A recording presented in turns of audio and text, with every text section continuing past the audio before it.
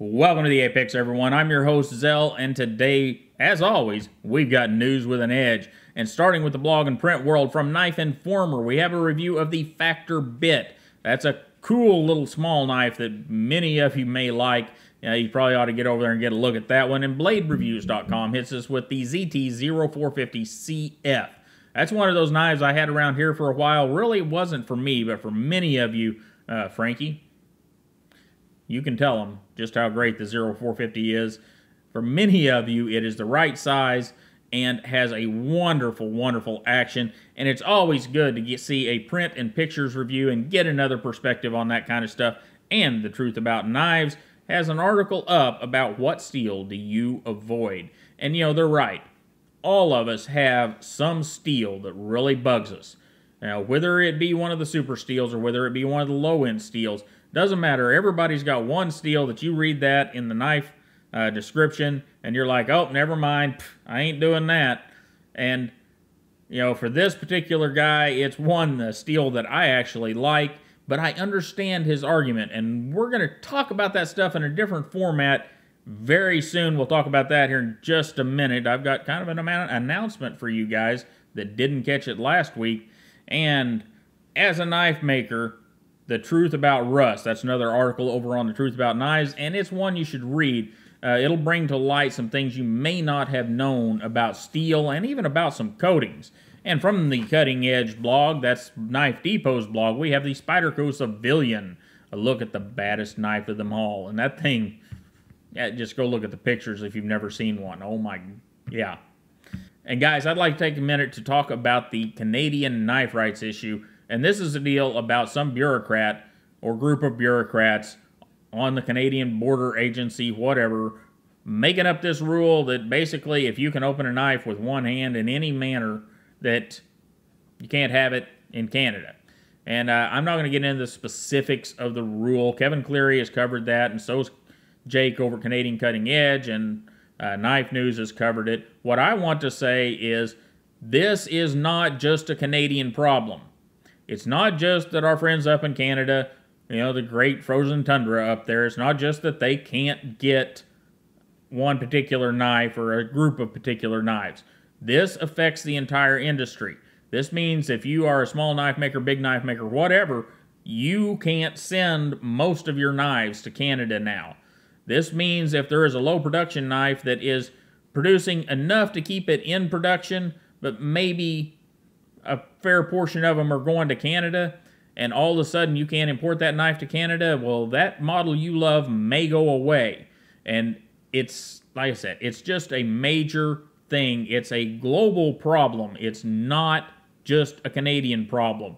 And I would like, if you have time and you're interested, please watch the videos from Kevin Cleary, sorry Kevin, and Jake from Canadian Cutting Edge, and read the article over at KnifeNews about the attorney, and then visit the GoFundMe that's linked down below. If you can, give some to the GoFundMe. If you can't, spread this throughout your social media.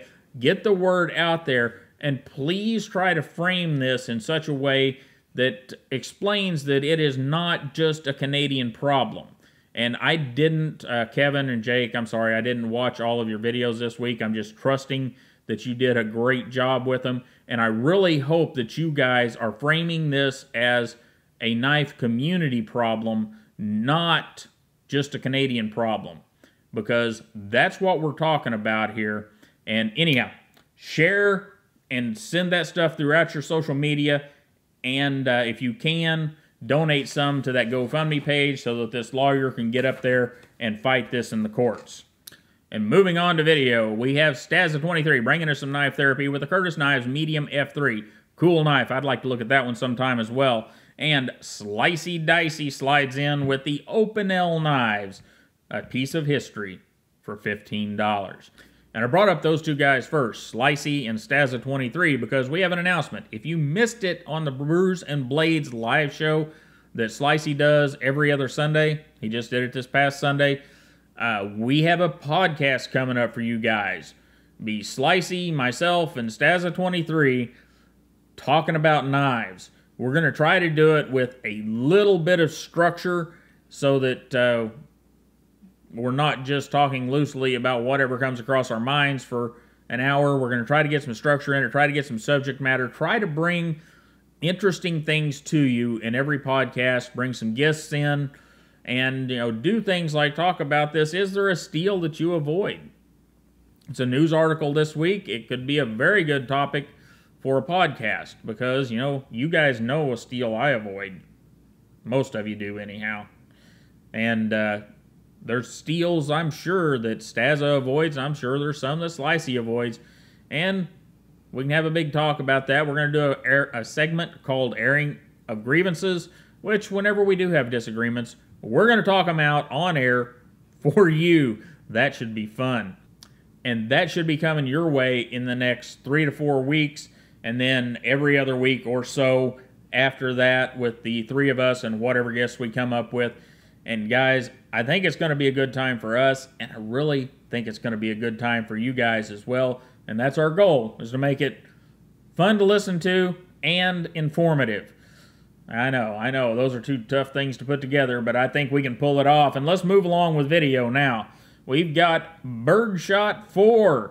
They have the Wee Knives 717 Valiant. They call it a chunky little soldier. Interesting little knives. It's very polarizing. Some people really, really hate that thing, and other people just absolutely love it, wouldn't have anything else. And I'm in the camp of, I can take it either way. I'm not too sure I really need one, but it's kind of a cool knife. And you'll have to go see what the birds have to say about it. And they have one of the CRKT Homefront knives that you need to go check out. And Baz On Blades, well, old Baz gets us with the FK7 friction folder. He says it's custom craftsmanship that won't break the bank. And that's always awesome. And Lefty Cutlery slides in with the GEC number 78 American Jack. It's the 2017 edition, and if you're into the traditionals, you'll want to go over and check that one out. And the Apostle P gets us with the Spyderco Chaparral. He says it's a portrait of EDC efficiency. And we're all welcome to disagree with the Apostle P, which I do. However, I'm sure many of you agree with him, and it is a nice little knife. And Epic Snuggle Bunny gets us with the Best Tech Starfighter. That is one cool knife. I've got a video coming up, I think it's this week, on the Starfighter. You'll want to watch mine. If you're interested in that knife, I implore you to watch my video. I'm not trying to get hits here. There's some stuff you need to know about it if you decide you want to buy that knife. And 7 Ready gets us with the Browse Blades Caliber G10 review. He says it's not recommended. You'll have to go over there to find out why. And guys, that's it for this week. Podcast coming up. Slicey Dicey Podcast with Slicey Dicey. That's Brian, Zelrick, and Staza23. Coming your way soon. Don't forget to like, share, and subscribe. Hit up the Patreon account, and I'll see you next time.